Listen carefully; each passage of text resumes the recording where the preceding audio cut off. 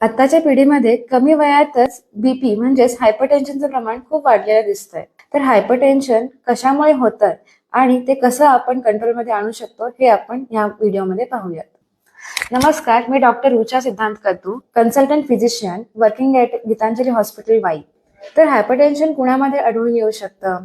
जे लोक एक्सरसाइज कमी करतात, ज्यांची सिडेंटरी लाईफस्टाईल असते म्हणजे दिवसभर बसून काम असतं आणि ज्यांना स्मोकिंग आणि अल्कोहोलची सवय असते. जर तुम्हाला डोकेदुखी, चक्कर येणे, हृदयाची धडधड वाढणे आणि थकवा जाणवत असेल तर जवळच्या दवाखान्यात जाऊन तुमचं एकदा ब्लड प्रेशर चेक करून घ्या. ब्लड प्रेशर चेक करणं का गरजेचं असतं? जर हे आपण कंट्रोलमध्ये नाही ठेवलं तर आपल्याला ब्रेन स्ट्रोक्स, हृदयाचा अटॅक म्हणजे हार्ट अटॅक आणि किडनीचे आजार होऊ शकतात. म्हणूनच तुम्हाला यातील कोणतीही लक्षणं आढळत असतील तर याच्याकडे इग्नोर करू नका.